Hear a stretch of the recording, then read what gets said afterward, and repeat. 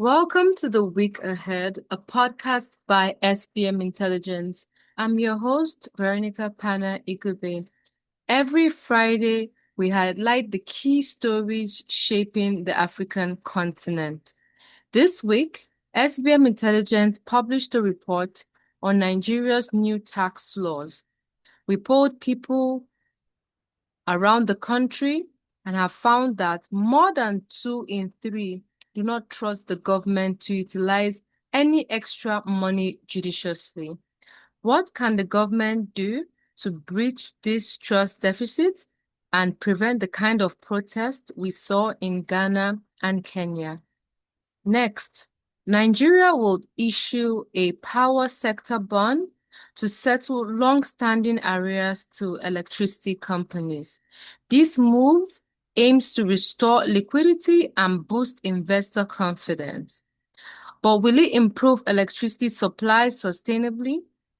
And finally, Nigeria lowers costs in its new oil licensing rounds, reducing signature bonuses to attract more investors and increase exploration. The big question, will this drive long-term growth or just short-term investment? Joining us for insights today on the podcast is Seyi Owojulube, a policy analyst. Welcome, Seyi, to the podcast. It's a pleasure to be here. It's always a pleasure to have you on the podcast. Let's start with the SBM report. Can you give us a brief about the report and the key findings? The report, Taxing Patients, Nigeria's Reform Resistance. Yes, so the report was basically getting the perception of Nigerians towards the tax or the new tax laws. They're no longer reforms now. The new tax laws that came into effect in January, um, getting to know what Nigerians think about it, and also as a pointer or a signal to what the government should expect as implementation goes on throughout the year or even in the years to come. And it was important to get this done because the proposed tax laws at the time and even the proposals and the bill when it was passed into law was were headline grabbers for the better part of 2025. And also, one more point to note is that, well, January is over and salaries have been paid, well, to a very large extent. And a major highlight from Taiwo Oyedele, who headed the Reforms Committee, was assuring Nigerians that low-income earners and, in some cases, middle-income earners would see their tax burden reduced because as a result of the new calculations that are being done in the payee, that's the pay as you earn tax. So it was important for SBM to measure that. And what we found was that there was a high level of distrust. That has always been the case in Nigeria. And we saw not just Nigeria, we saw what happened in Kenya, as you mentioned, and even in Ghana, where some tax laws or proposed tax laws were rolled back because of very serious protests, especially in Kenya. And what we found was that, yes, in Nigeria also, there's a very high level of distrust. A significant number of the respondents, above 60%, said they do not trust the government with extra money. And also, there were concerns about double taxation, especially in the Southwest, in Lagos, where, we have a high level of tax enforcement. So, yes, and basically, across all 6 geopolitical zones, the perception of Nigerians differed to some extent. But a key factor or a common denominator was distrust across all the zones, especially, well, say for the North Central, where we had the most positive perception about these tax laws, right? But the concerns was about service delivery expectations. And these concerns are not unfounded. Since the subsidies were removed in 2023, we've seen the Federation Accounts Allocation Committee's payouts to states and local governments increase. Yet, Nigerians have very little to show for the higher allocations that states and local governments are receiving as a result of subsidy removal. You know, if you look at the hierarchy or the pyramid of governance in Nigeria, the local governments and the state governments are closest to the people, even closer than the federal government. But since the states and local governments have been receiving higher FAC allocations, there's been little to show for it. So this distrust is not unfounded, as I said earlier. I mean, one of the key issues that you pointed out from the report was the trust deficit. What do you think that the Nigerian government can do to be able to prevent, to kind of build the trust again, but also to prevent the kind of process that we saw in Ghana and Kenya? Um, I know you said like the subsidy removal was kind of like a test for the government as well.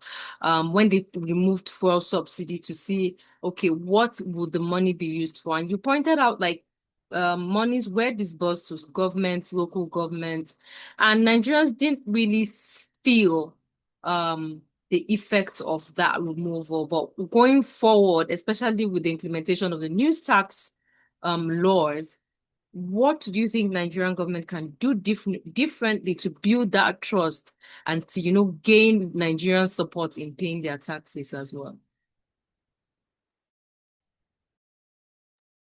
Well, it's sort of a chicken and egg situation, saying which comes first or which is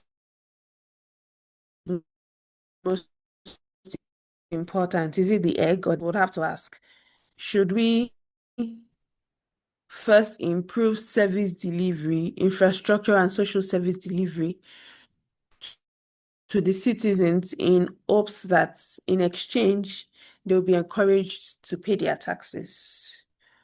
But the question for the government would then be, where is the money going to come from to improve service delivery?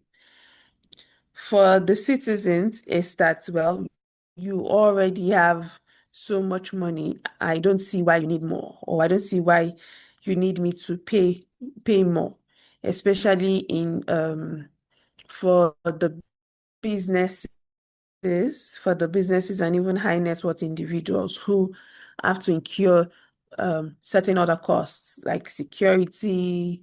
Even the average Nigerians, we pay for our own security, we provide our own water, we provide our own electricity, whether through generators or solar panels, right? But to answer your question directly about what the government can do, it's awareness, right? Um, Taxpayer education must be improved. Even the tax remittance process must be as simple as possible. Because some days back we had the headlines where Mr. Taiwo Yedele, who headed the committee, was saying that all Nigerians or all employed Nigerians must file their tax returns in by March 31, whether or not they even had to pay taxes. So it then goes to show that, okay, the attendant at a petrol station, the receptionist, or the bus ticketer at the BRT stand or at the train station who maybe just have their highest qualification is maybe the secondary school living certificate, would now have to navigate a website to file tax returns. How would this work? So really, some part of the distrust that we mentioned earlier, or the trust deficit, is because people are not sure of what to expect. They see tax as this big humongous thing that, or a monster, and only see it as the government wanting to get more from them without necessarily delivering more. So yes, taxpayer education must be improved, communication must be clear, and even the remittance processes must be as simple as possible. Also, the tax omnibus, well, a provision was made in the laws for a tax omnibus. People must be made to feel like they can get justice or recourse in the case or in an event where they overpay taxes. These are all the things that reassure citizens that, well, taxes are crucial to nation building. I mean, I agree with you that there's a lot of education and awareness that needs to go in. A simplification of the process for tax payments as well, as you pointed out. Let's move on to our second story where the petrol sector bond, the government is planning to issue that in order to, kind of pay electricity arrears. How significant do you think this power sector bond is in resolving the crisis that we're kind of facing the electricity sector? Do you think this is a great move? Do you think they're going to also face bottlenecks in it? Just kind of your thoughts around it. Yes, a major problem or a major concern in the power sector is the huge debts. And those debts are because of the gaps in even from the point of generation to distribution. You have some power is lost, and then the question is who pays for that? From distribution or from generation to transmission, I mean. From transmission to distribution, you then ask, are people paying what they are supposed to pay, right? So even you have collection inefficiencies. And there's also the tariff issue, whether you're on band A or band D, all of those things. Are these tariffs cost reflective, as they say in the power sector? So yes, the government had a huge debt on his hands that he had to find a way to pay. Because what has happened is that a lot of these generation companies, or almost all, or all the generation companies are private investors. And the fact that they are unable to recoup their investments have discouraged others from coming into the sector or investing in infrastructure or facilities that would improve transmission and distribution to the end user.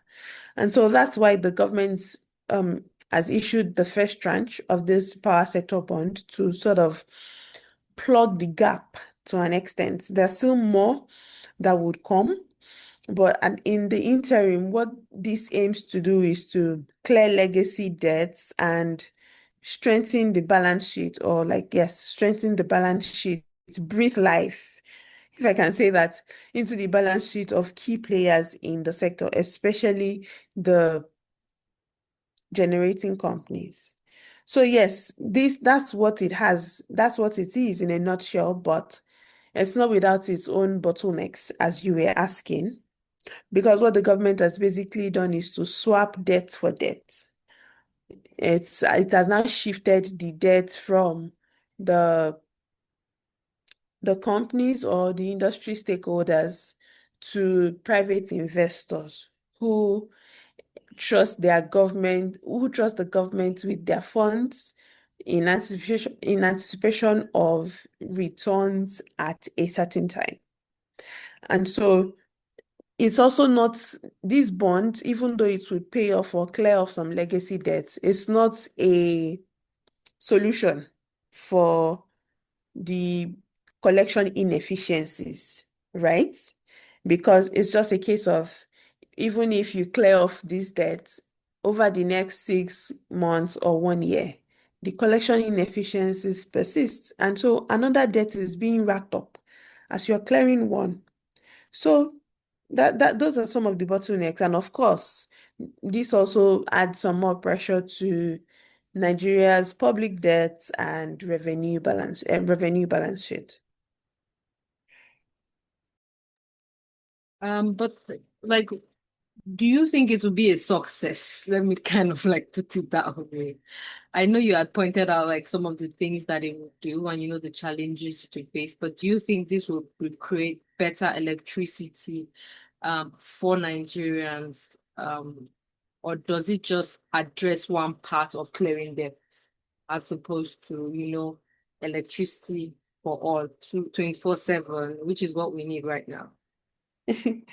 Well, sorry to burst your bubble, but in the short term or in the immediate term, this is not going to supply 24-hour electricity to Nigerians.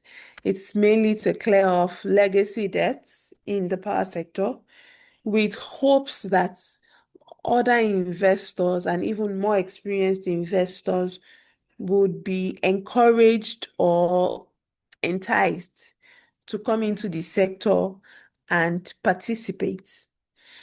Now, the point as to when Nigerians can expect 24-hour electricity, now that the power sector has sort of been unbundled and states can now generate, so you would find that as the government frees up or pays off these debts, because to your question of whether or not it will be successful, the first tranche of around 500 billion was fully subscribed by investors, right? So going by the first tranche, we can say yes, it's most likely going to be a success. The entire program will most likely be a success.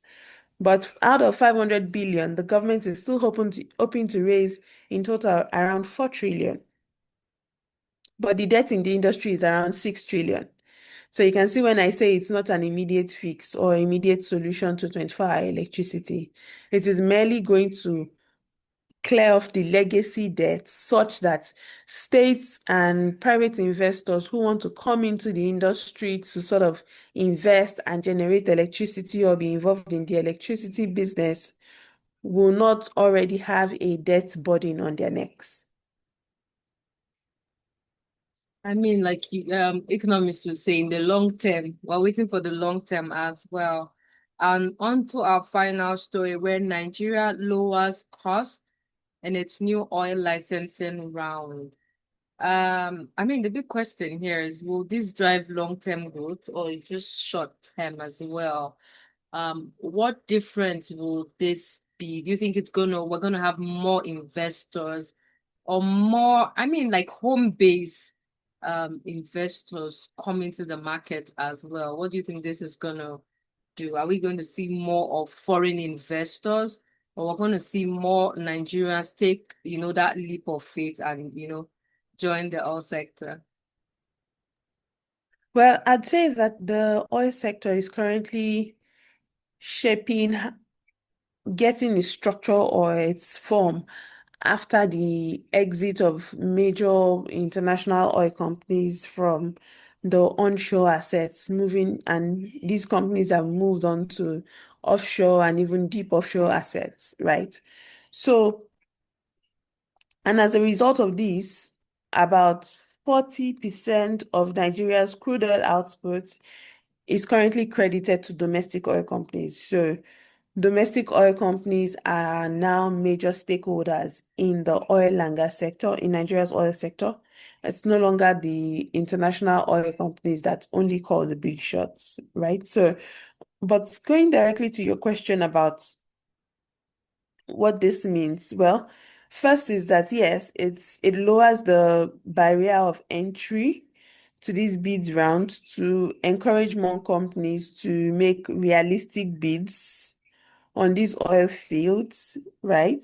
Such that companies who did not participate in the past due to high signature fees would then be encouraged to participate. And it's also a sort of policy reset because it gives an indication of where the Tinubu administration is headed with the oil industry.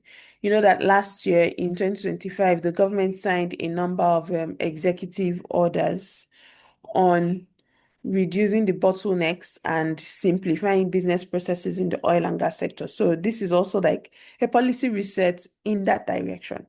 However, it's not an instant production boost because even if the blocks are awarded very quickly, exploration, development of these oil fields, getting all the personnel and the machinery and all of the equipment would still take years before you can then say these new oil fields have added X number of barrels of crude oil to Nigeria's output or increased Nigeria's proven reserves by X amount, right? So the short-term output is really minimal or really small, except that you'd have more companies or more companies encouraged to join the bidding rounds. I mean, I look forward to, the interesting play out from the policies kind of like we're seeing the Bola Ahmed Tinubu administration play out. Thank you very much, Shay, for being on the podcast. Thank It's you very much for having me. it's always an absolute pleasure to have you. To all our listeners, this podcast is by SBM Intelligence. You can access our podcast by searching for SBM Intelligence anywhere you find podcasts. If you haven't, be sure to subscribe, like, share, and send in your thoughts and comments as well. For deeper insights into our work, just like our report that was published, you can visit our website at sbmintel.com. Remember to connect with us on all our social media platforms. You can find us on X, Facebook, Blue Sky, LinkedIn at SBM Intelligent. Thank you for tuning in to the week ahead. Join us next Friday for more updates that are shaping the African continent.